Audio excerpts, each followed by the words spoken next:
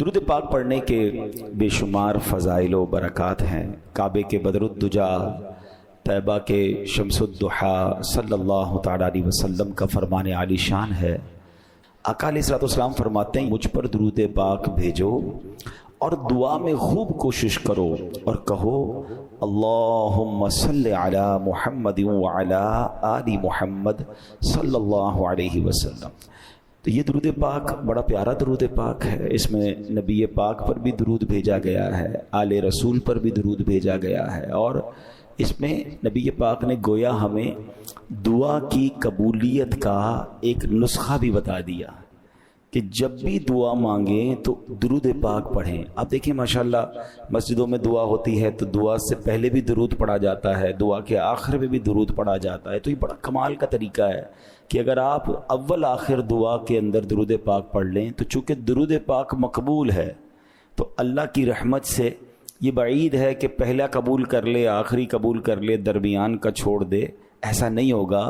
درود پاک کی برکت سے انشاءاللہ دعائیں بھی قبول ہو جائیں گی۔ آئیے مل کر محبت کے ساتھ بآواز بلند درود پاک پڑھ لیں۔ صلو علی الحبیب صلی اللہ تعالی علی محمد صلی اللہ علیہ وآلہ وسلم۔ یاد کر کے شہ دو عالم کو پڑھیے با چشم نم درود و سلام، وہ دعا مستجاب ہوتی ہے، وہ دعا قبول ہوتی ہے جس میں ہوتا ہے ضم درود و سلام۔ مشکلوں کے سبھی اندھیروں میں، مشکلوں کے سبھی اندھیروں میں ہے ضیائے کرم درود و سلام۔ محبت کے ساتھ درود پاک۔ صلو علی الحبیب صلی اللہ تعالی علی محمد صلی اللہ تعالی علیہ وآلہ وسلم۔ الحمدللہ ہم اپنے بیان کا ٹاپک رکھتے ہیں قرآن کی باتیں۔ قرآن کی کچھ آیتیں ہوتی ہیں، ہم اس کو سمجھنے کی کوشش کرتے ہیں اور اس سے ملنے والا میسج لیتے ہیں۔ آج قرآن پاک کی جو آیت ہے پارہ نمبر 1 ہے، سورہ بقرہ ہے اور آیت نمبر ہے 99۔ اللہ کریم اس آیت میں کیا ارشاد فرماتا ہے؟ بسم اللہ الرحمن الرحیم۔ وَلَقَدْ أَنزَلْنَا إِلَيْكَ آيَاتٍ بَيِّنَاتٍ وَمَا يَكْفُرُ بِهَا إِلَّا الْفَاسِقُونَ۔ اللہ کریم قرآن مجید فرقان حمید کی اس آیت میں کیا ارشاد فرماتا ہے؟ آسان ترجمہ قرآن کنز العرفان۔ اور بے شک ہم نے تمہاری طرف روشن آیتیں نازل کی اور ان کا انکار صرف نافرمان ہی کرتے ہیں۔ اب ذرا غور کیجئے، یہ آیت کے پیچھے پس منظر کیا ہے، شان نزول کیا ہے؟ ابن سوریہ نام کا ایک غیر مسلم تھا، بنی اسرائیل میں سے تھا۔ حضرت عبداللہ ابن عباس رضی اللہ تعالیٰ عنہما فرماتے ہیں کہ ایک دن ابن سوریہ نبی پاک علیہ السلام کے سامنے بڑی جرت اور جسارت کرتے ہوئے، بدتمیزی کرتے ہوئے کہتا ہے، اے محمد صلی اللہ تعالیٰ علیہ وسلم، آپ کوئی ایسی چیز نہیں لائے جسے ہم پہچانتے ہو، اللہ پاک نے آپ پر کوئی واضح نشانی نہیں اتاری۔ اس بدبخت کے جواب میں اللہ کریم نے آیت کریمہ نازل فرمائی۔ کیا آیت ہے جو ابھی ہم نے سنی؟ وَلَقَدْ أَنزَلْنَا إِلَيْكَ آيَاتٍ بَيِّنَاتٍ وَمَا يَكْفُرُ بِهَا إِلَّا الْفَاسِقُونَ۔ اور بے شک ہم نے تمہاری طرف روشن آیتیں نازل کی اور ان کا انکار صرف نافرمان ہی کرتے ہیں۔ ایک روایت یوں بھی ہے کہ حضرت معاذ بن جبل رضی اللہ تعالیٰ عنہ ایک دن یہودیوں کو شرم دلاتے ہوئے فرماتے ہیں، حضرت معاذ بن جبل بھی ایمان لائے تھے نا، تو وہ یہودیوں کو شرم دلاتے ہوئے فرماتے ہیں کہ تم وہ ہو جو ہمیں آخری نبی کی نشانیاں بتاتے تھے، تم نے ہی وہ نشانیاں بتائیں جنہیں دیکھ کر ہم نے کلمہ پڑھ لیا۔ جب پیارے آقا تشریف لائے تم نے جو نشانیاں بتائیں وہ ہم نے ان میں دیکھی، ہم نے کلمہ پڑھ لیا، مگر تم کلمہ کیوں نہیں پڑھتے؟ اللہ اکبر۔ تو یہودی کہتے ہیں کہ تورات میں جو نشانیاں لکھی ہیں یہ وہ نبی نہیں ہیں، یہ کوئی واضح نشانی لے کر نہیں آئے۔ ان کے جواب میں اللہ نے یہ آیت نازل فرمائی، وَلَقَدْ أَنزَلْنَا إِلَيْكَ آيَاتٍ بَيِّنَاتٍ وَمَا يَكْفُرُ بِهَا إِلَّا الْفَاسِقُونَ۔ اور بے شک ہم نے تمہاری طرف روشن آیتیں یعنی روشن واضح نشانیاں نازل فرمائیں اور ان کا انکار صرف نافرمان ہی کرتے ہیں۔ اللہ اکبر۔ ایسی واضح نشانیاں قرآن کہتا ہے جس کا کوئی انکار نہیں کر سکتا، ہاں صرف فاسق طبیعت والے جو محض دشمنی اور عداوت رکھتے ہیں وہ انکار کرنے والے ہیں۔ اللہ اکبر۔ اب اس آیت کا پہلے تو تفصیل تو سمجھیں گے، مگر ذرا اسلوب دیکھیں، انداز قرآن دیکھیں۔ مجھے بتائیں نا، اعتراض کون کر رہا ہے؟ کفار کر رہے ہیں، یہودی کر رہے ہیں کہ نبی پاک پر کوئی واضح نشانی نہیں۔ اللہ کریم ان کو جواب نہیں دے رہا کہ اے ابن سوریہ یا اے یہودیوں تم جھوٹے ہو۔ اللہ اپنے حبیب سے گفتگو فرما رہا ہے۔ اس آیت قرآنی کا جو رخ ہے، جو مخاطب ہے، وہ کون ہے؟ وہ سرکار دو عالم علیہ الصلوۃ والسلام ہے۔ اللہ نے یہ نہیں فرمایا کہ اے ابن سوریہ ہم نے بڑی نشانیاں نازل کی، بلکہ فرمایا اے محبوب ہم نے آپ پر بہت سی واضح نشانیاں نازل فرمائی ہیں۔ سوچئے، اب اللہ پاک نے نشانیاں اتاری ہیں، نبی پاک علیہ الصلوۃ والسلام پر اتاری ہیں۔ پیارے آقا تو جانتے ہیں کہ میرا ہاتھ بھی معجزہ ہے، میری نگاہ بھی معجزہ ہے، آپ جانتے تھے کہ میری زبان بھی معجزہ ہے، میرے پاکیزہ قدم بھی معجزہ ہیں، مجھے رب کائنات نے سر سے لے کر قدم تک سراپا معجزہ بنا کر بھیجا ہے۔ جب نبی پاک یہ بھی جانتے کہ پورا قرآن کریم معجزہ ہے، قرآن کریم کی ہر آیت جو ہے وہ کفار کے لیے واضح دلیل ہے، تو پھر جب اللہ پاک نے یہ کیوں فرمایا کہ اے محبوب ہم نے تمہاری طرف روشن آیتیں نازل کی، انکار کوئی اور کر رہا ہے، بتایا اپنے حبیب کو جا رہا ہے جن کو پہلے سے معلوم ہے کہ اللہ نے کتنی واضح نشانیاں مجھے عطا فرمائی، تو یہ کوسچن تو بنتا ہے نا کہ اعتراض کرنے والا کوئی اور ہے اور بتایا حبیب علیہ الصلوۃ والسلام کو جا رہا ہے۔ اللہ اکبر۔ اصل میں یہ بڑی محبت بھری بات ہے۔ جب غیر مسلم انکار کرتے تھے نا نبی پاک کا اور ان کی نشانیوں کا، تو اب پیارے آقا کے دل پر رنج طاری ہوتا تھا، آپ غمگین ہو جاتے تھے۔ تو سرکار دو عالم علیہ السلام کا جب دل پاک دکھی ہوتا تو اللہ کریم ابن سوریہ کو جواب دینے کی بجائے کلام اپنے محبوب علیہ الصلوۃ والسلام سے فرما رہا ہے۔ گویا یہ بتایا جا رہا ہے کہ اے محبوب علیہ الصلوۃ والسلام یہ بدبخت اس لائق نہیں ہیں کہ ان سے بات کی جائے، انہیں منہ لگایا جائے، آپ دل رنجیدہ نہ کریں۔ یہ جو بدبخت بکواس کر رہے ہیں، یہ اپنے بد باطنی کا اظہار کر رہے ہیں، آپ رنجیدہ نہ ہو، اپنے رب کریم کی عنایتوں کی طرف نظر فرمائیے۔ اللہ نے تو آپ کو کیا کیا عطا فرمایا ہے۔ اب بات سمجھ رہے ہیں کہ وہ منہ لگانے کے قابل نہیں، آپ ان کی باتوں پر دل رنجیدہ کیوں کر رہے ہیں؟ اے محبوب تمہارے رب نے تمہیں کتنی واضح نشانیاں عطا فرمائی ہیں۔ کیا خوبصورت انداز ہے قرآن کا، کیا پیار بھرا انداز ہے۔ اور یہی بات مولانا حسن رضا خان صاحب اپنے پیارے سے کلام میں لکھتے ہیں۔ آپ لکھتے ہیں عجب پیاری پیاری ہے صورت کسی کی، عجب پیاری پیاری ہے صورت کسی کی، ہمیں کیا خدا کو ہے الفت کسی کی، کسی کو کسی سے ہوئی ہے نہ ہوگی، خدا کو ہے جتنی محبت کسی کی۔ اللہ کتنا محبت فرماتا ہے اپنے حبیب علیہ الصلوۃ والسلام سے۔ اب میرے پیارے اسلامی بھائیوں، اس بات کو ایک اور واقعے کے ذریعے سمجھیے۔ ایک بار سرکار دو عالم علیہ الصلوۃ والسلام کہیں تشریف فرما تھے، آپ کے جسم اقدس سے خون بہہ رہا تھا، جبریل امین آئے۔ جبریل امین کون ہیں؟ فرشتوں کے سردار ہیں۔ آقا علیہ السلام کی بارگاہ میں آئے، کہتے یا رسول اللہ صلی اللہ علیہ وسلم کیا ماجرا ہے، آپ کے جسم اقدس سے خون بہہ رہا ہے؟ تو نبی پاک نے فرمایا اہل مکہ نے ظلم ڈھایا ہے۔ جبریل امین علیہ السلام نے کہا حضور یہ جو سامنے درخت ہے نا، ذرا اسے اپنی طرف بلائیے۔ پیارے آقا نے درخت کو بلایا، وہ درخت زمین چیرتا ہوا نبی پاک کی بارگاہ میں حاضر ہو گیا۔ پھر فرمایا حضور اس کو واپس جانے کا حکم دیں۔ نبی پاک نے حکم دیا، درخت واپس جگہ کو چیرتا ہوا اپنی جگہ چلا گیا۔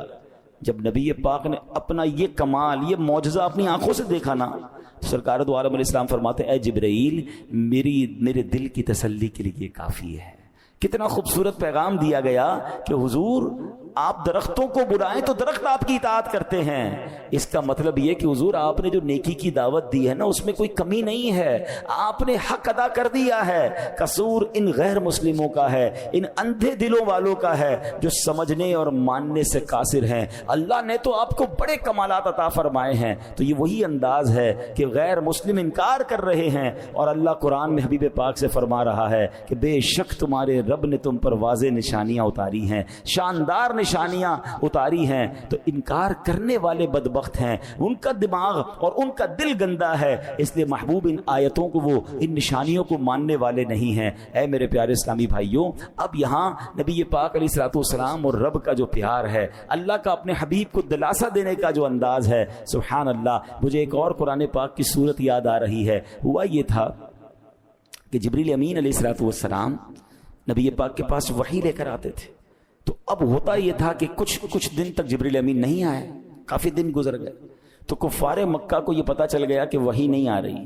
تو بدبختوں کو بس موقع چاہیے ہوتا تھا نا، بھائی یہ تو مان لو کہ اللہ کے نبی ہیں، یہ نہیں ماننا، بلکہ اس بات کا اعتراض کرنا ہے کہ اتنی دنوں تک وحی کیوں نہیں آئی.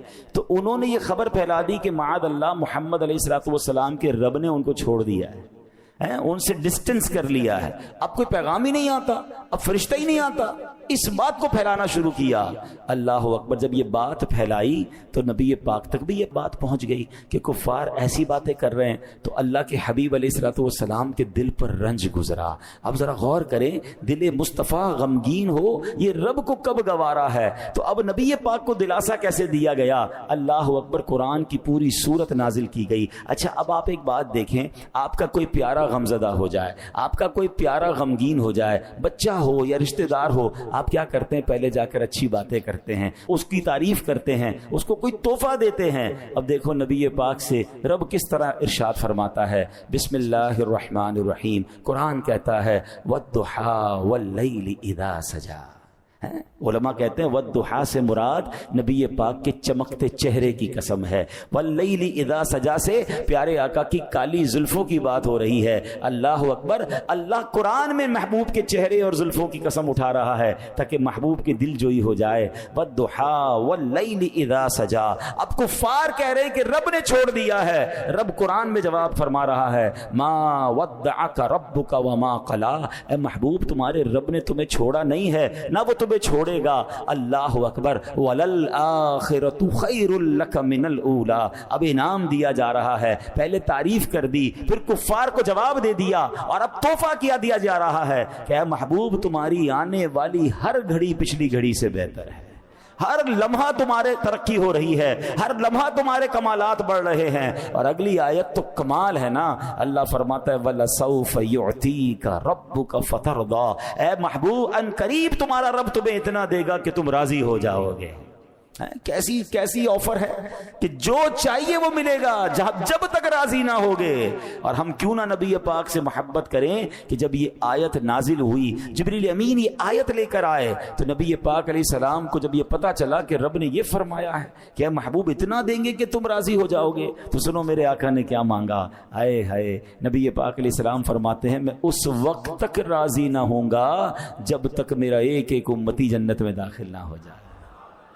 اللہ نے آفر نبی پاک علیہ السلام کو فرمائی ہے، اور مگر آقا کو خیال کس کا ہے. اب غور کریں. اعلیٰ حضرت امام اہل سنت فرماتے ہیں نا جو نہ بھولا ہم غریبوں کو رضا. ہمارے آقا کبھی نہیں بھولے.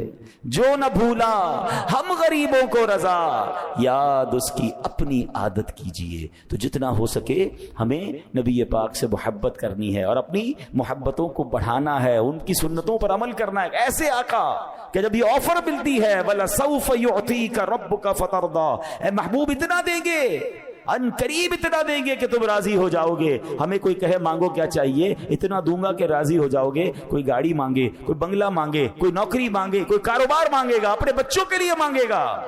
میرے آقا نے وہاں بھی یاد کیا تو ہم گناہ گاروں کو یاد کیا. پھر کیوں نہ ہم ان سے محبت کریں، پھر کیوں نہ ان کا میلاد بنائیں، پھر کیوں نہ ان کا ذکر کریں، پھر کیوں نہ ان کے چرچے بلند کریں. اور یہاں بھی نبی پاک کا انکار کفار کر رہے ہیں کہ نشانیاں نہیں ہیں آپ کے پاس، معاذ اللہ. مگر قرآن کہتا ہے محبوب ہم نے تو تم پر بڑی واضح نشانیاں اتاری ہیں. ان کے دل میلے ہیں، یہ دل کالے ہو گئے ہیں، یہ فسق والے ہیں، یہ ایمان والے نہیں، اس لیے ان کو نشانیاں نظر نہیں آ رہی. آپ دل چھوٹا نہ کریں، آپ دل میلا نہ کریں. اللہ اکبر. کیا خوبصورت انداز سے قرآن اپنے حبیب علیہ الصلوۃ والسلام سے گفتگو فرماتا ہے. اب آگے سنیے. اللہ کریم نے دو باتیں فرمائیں. وَلَقَدْ أَنزَلْنَا إِلَيْكَ آيَاتٍ بَيِّنَاتٍ وَمَا يَكْفُرُ بِهَا إِلَّا الْفَاسِقُونَ. اس میں دو باتیں ہیں. اور بے شک ہم نے تمہاری طرف روشن آیتیں نازل کی اور ان کا انکار صرف نافرمان ہی کرتے ہیں. اللہ پاک نے محبوب پاک علیہ الصلوۃ والسلام سے فرمایا پہلی بات کہ واضح نشانیاں تھیں، ایگزیکٹلی کلیئر نشانیاں تھیں. دوسری بات کہ واضح نشانیوں کا جو انکار کرتا ہے نا وہ فاسق ہوتے ہیں، وہ ایمان والے نہیں ہوتے. اب مثال کے طور پہ حضرت جبیر بن مطعم رضی اللہ عنہ صحابی رسول ہیں. آپ نے فتح مکہ سے پہلے اسلام قبول کیا، مدینہ منورہ میں رہے اور وہیں آپ نے وفات پائی. آپ اپنے اسلام قبول کرنے کا واقعہ بیان فرماتے ہیں کہتے ہیں غزوہ بدر ہوا، غیر مسلم قید ہو گئے تھے، میں ان قیدیوں کے بارے میں نیگوشیشن کرنے کے لیے، بات کرنے کے لیے مکے سے مدینے آیا تھا، یعنی کفار کی طرف سے نمائندہ بن کر کہتے ہیں میں مدینے گیا تھا۔ اب کہتے ہیں جب یہاں پہنچا تو مغرب کا وقت تھا، نبی پاک علیہ الصلوۃ والسلام نماز پڑھا رہے تھے، کہتے ہیں میں مسجد کے قریب گیا تو آپ کی تلاوت کی آواز مسجد کے باہر آ رہی تھی، تو آپ نے اس وقت سورہ والطور کی تلاوت فرمائی۔ ابھی میں قرآن پاک سن رہا تھا، اللہ اکبر، ذرا غور کریں، قرآن کلام کس کا ہے؟ رحمان کا کلام ہے عز و جل، اور زبان سے کس کس ادا ہو رہا ہے؟ محبوب رحمان عز و جل۔ اب ذرا غور کریں کہ وہ کیسا منظر ہوگا کہ اللہ کے حبیب قرآن پڑھ رہے ہوں، اللہ کا کلام پڑھ رہے ہوں، کہتے وہ آواز مجھے باہر آئی، ایسی آواز تھی میرے دل میں اترنے لگ گئی۔ اور اب وہ آیت تلاوت کی نبی پاک نے، ان عذاب ربک لواقع ما لہ من دافع، کہتے ہیں اس کا ترجمہ کیا ہے؟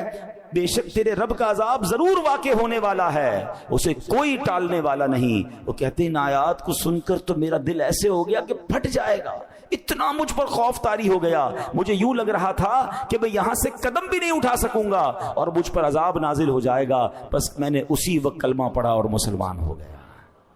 دل صاف ہو تو قرآن کی ایک ایک آیت اثر کرتی ہے، کہتے ہیں ایسی نشانی کہ ایک آیت دو آیتیں سنی تو دل بدل گیا۔ قرآن ایسا اثر رکھتا ہے، ارے دل پاک ہو تو قرآن اس طرح جا کر سبحان اللہ دلوں کو بدل دیتا ہے۔ فارسی کا شعر ہے نا، کتاب زندہ قرآن حکیم، کتاب زندہ قرآن حکیم، حکمت اولا یزال است و قدیم، یعنی قرآن مجید زندہ و جاوید کتاب ہے، اس میں بیان کی گئی تعلیمات قیامت تک کے تمام مسائل کے حل کے لیے کافی ہیں اور بہتر بھی ہیں۔ سبحان اللہ، آج بھی جس کا دل نرم ہو، دل میں کچھ پاکیزگی ہو، آپ دیکھیں جب امام صاحب تلاوت کرتے ہیں، کوئی اچھے قاری صاحب تلاوت کرنے والے مل جائیں، قرآن سمجھ نہیں آتا مگر آنسو نکلنا شروع ہو جاتے ہیں، دل لرزنا شروع ہو جاتا ہے۔ رحمت کی باتیں ہوں، کبھی کبھی سورہ رحمان سنتے ہیں، حالانکہ ہر آیت کا مطلب سمجھ نہیں آتا، مگر جب فبأي آلاء ربكما تكذبان کانوں سے ٹکراتا ہے تو اللہ کی رحمت کا تصور بن جاتا ہے۔ اللہ اکبر، کبھی آنسو بہ رہے ہوتے ہیں، کبھی اپنے گناہ یاد آتے ہیں۔ ارے کون سی کتاب ہے دنیا میں ایسی کہ جو سمجھ نہیں آتی مگر دل پر اثر کرتی ہے، جو دل سے کنیکٹ ہو جاتی ہے؟ میں نے کئی بار بیانات میں یہ بات کی ہے کہ دنیا میں بہت ساری کتابیں آپ نے پڑھی ہوں گی، کئی لوگ بڑے شوقین ہوتے ہیں کتابوں کے، گھر میں لائبریری ہوتی ہے، کتابیں رکھتے ہیں، اچھی بات ہے، کتابیں اچھی کتابیں پڑھنی چاہیے، مگر آپ کی جو فیورٹ کتاب ہو، بتائیں نا کتنی بار پڑھ لیں گے آپ؟ آپ کہیں گے میں 2 بار پڑھ چکا ہوں اس کتاب کو، بہت پسند ہے 3 بار۔ آپ کو کوئی کہے یار 10-12 بار پڑھو نا، آپ کہیں گے کیا یار بور ہو جاتے ہیں، 3 بار پڑھ لی، سب سمجھ آ گیا جو کتاب میں تھا، اب کتنی بار پڑھنی ہے؟ اٹ مینس آپ کی فیورٹ کتاب بھی آپ 3-4 بار سے زیادہ نہیں پڑھ سکتے۔ اللہ اکبر، قرآن 1000 بار پڑھیں، ہر بار نیا لطف دیتا ہے۔ قرآن پرانا نہیں ہوتا، کوئی آپ کو نہیں ملے گا یار بچپن سے قرآن پڑھ رہا ہوں بور ہو گیا ہوں، معاذ اللہ، اگر ایسا ہے تو خود اپنے دل کا علاج کروائے، ورنہ قرآن تو ہر بار نئی تازگی دیتا ہے۔ زندہ کتاب ہے نا، اللہ کا کلام ہے، اور قرآن خود معجزہ ہے۔ اللہ اکبر، مجھے بتائیں دنیا میں کون سی کتاب ہے جو 6 سال 5 سال کا بچہ پوری یاد کر لے، اور وہ بچہ یاد کر لے جس کی زبان عربی نہ ہو، پنجابی، اردو، سندھی بولنے والا، بلوچی بولنے والا، افریقی زبان بولنے والا، یورپ کی زبان بولنے والا، جس کو قرآن سمجھ نہیں آ رہا مگر پورا قرآن اچھا یاد بھی کیسے ہوتا ہے؟ زبر زیر پیش بھی صحیح یاد ہوتا ہے، پورا کا پورا قرآن محفوظ ہو جاتا ہے دل کے اندر۔ کیا ہے یہ ہماری آنکھوں کے سامنے ہے کہ کیسی نشانیاں ہیں۔ بات یہ کہ نشانیوں کو ماننے والا چاہیے، دل اب نہیں ماننے والا، غیر مسلم نہیں مانتے، ان کو قرآن سے کوئی اٹریکشن ہی نہیں ہوتی۔ مگر آپ دیکھیں کہ جس نے قرآن کو صحیح پڑھا، آپ کو پتہ ہے 9/11 کے بعد امریکہ میں سب سے زیادہ اسلام پھیلا۔ کیوں؟ کیونکہ بہت پروپیگنڈا ہوا اسلام کے خلاف، تو لوگوں نے قرآن پڑھنا شروع کیا کہ قرآن میں کیا کیا لکھا ہے جو مسلمان ایسا کرتے ہیں، اتنی بری باتیں بتاتے ہیں ان کے بارے میں۔ تو ریسرچ جن لوگوں نے قرآن پہ کرنا شروع کی، قرآن نے ان کے دل پر اثر کرنا شروع کر دیا، لوگ کلمہ پڑھتے گئے، اسلام قبول کرتے گئے، اور ایسا ہی ہوتا تھا کہ اسلام کی نیگیٹیوٹی کو تلاش کرنے جو لوگ نکلتے تھے وہ کلمہ پڑھ کر مسلمان ہو جاتے۔ ایسا ہی ایک واقعہ مجھے یاد آیا کہ نبی پاک علیہ الصلوۃ والسلام کی شان ایسی ہے کہ قرآن میں بھی کوئی عیب نہیں ڈھونڈ سکتا اور نبی پاک علیہ الصلوۃ والسلام میں بھی کوئی عیب نہیں ڈھونڈ سکتا. اللہ نے ایسے سچے نبی عطا فرمائے, ایسے کامل نبی عطا فرمائے. سبحان اللہ. اعلیٰ حضرت تو کہتے ہیں عیب تو چھوڑو, عیب کا گمان بھی کوئی نہیں کر سکتا. وہ کمال حسن حضور ہے کہ گمان نقص جہاں نہیں, یہی پھول خار سے دور ہے, یہی شمع ہے کہ دھواں نہیں. یعنی یہ ایک ایسے آقا ہیں جن میں نقص تو چھوڑو, نقص کا گمان بھی کوئی نہیں کر سکتا.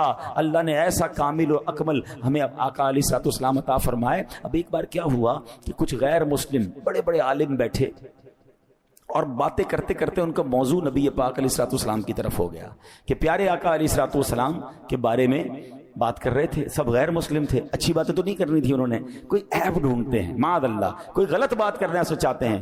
اب بات شروع ہوئی تو کسی نے معاذ اللہ برائی کے طور پر بیان کیا کہ نبی پاک علیہ السلام نے, یعنی مسلمانوں کے نبی نے تو 11 نکاح کیے. اس کو عیب سمجھ کر بیان کر رہے تھے.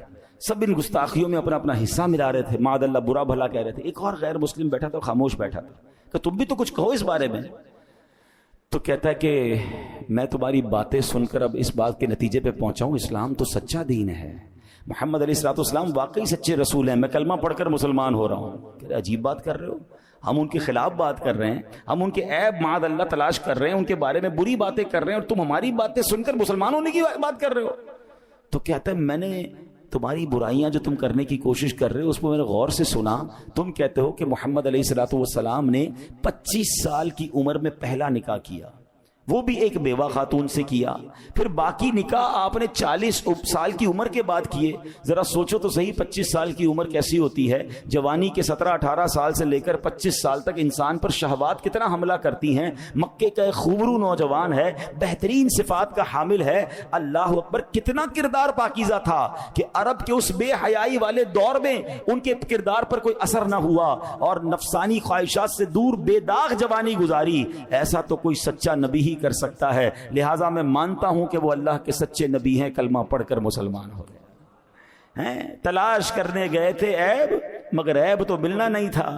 سبحان اللہ. نبی پاک کی شان کا ایک اور پہلو ان کے سامنے, کیونکہ دل جس کا پاکیزہ ہو, یہ اللہ نے جس کو ہدایت دینی ہوتی ہے نا, اللہ اس بات پر اس کے لیے راستے کھول دیتا ہے. اور میں نے جیسے کہا کہ اسلام کو نیگیٹولی پڑھنے کے لیے, اسلام کی معاذ اللہ برائی تلاش کرنے کے لیے قرآن پڑھنا شروع کیا لوگوں نے. مگر آپ انگریزوں کے اور غیر مسلموں کے بہت سارے واقعات آپ کو انٹرنیٹ پر مل جائیں گے کہ جنہوں نے کلمہ پڑھا وہ کہتے ہیں ہم تو اسلام پر ریسرچ کر رہے تھے کہ دیکھیں کتنا برا مذہب ہے, مگر جیسے جیسے ڈیپ ڈاؤن جاتے رہے, جیسے جیسے ریسرچ کرتے رہے, ہمارے سامنے اسلام کی خوبیاں آتی گئیں. تو اللہ نے اپنے حبیب کو واضح نشانی عطا فرمائی. نظر آنے والی بات ہے. وہ شاعر کہتے ہیں نا, آنکھ والا تیرے جوبن کا تماشا دیکھے. آنکھ وہ تو تماشا جوبن دیکھے گا نا, آنکھ والا تیرے جوبن کا تماشا دیکھے, دید اے کور کو کیا آئے نظر کیا دیکھے. ارے جس کی آنکھیں ہی نہیں ہیں اس اندھے کو کیا نظر آنا ہے. تو اللہ پاک ہمیں نور والی آنکھیں عطا فرمائے, روشن دل عطا فرمائے, اسلام پر سچا یقین نصیب فرمائے, اور نبی پاک سے محبت نصیب فرمائے. نشانیوں کی بات ہو رہی ہے تو مجھے حضرت عباس رضی اللہ تعالیٰ عنہ کا واقعہ یاد آیا. آپ نبی پاک علیہ السلام کے چچا ہیں, ٹھیک ہے, اور آپ بہت بعد میں ایمان لائے. جب ایمان لائے نا تو آپ ایمان لا کر اپنا واقعہ خود بیان کرتے ہیں. کیسی نشانیاں تھی دیکھو, جس کو کلک کرنی ہوتی ہے اس کو کلک ہو جاتی. کہتے حضور جو میں ایمان لایا ہوں نا, اس کی ایک وجہ یہ ہے کہ میں نے آپ کو بچپن میں دیکھا تھا, آپ جھولے میں تھے.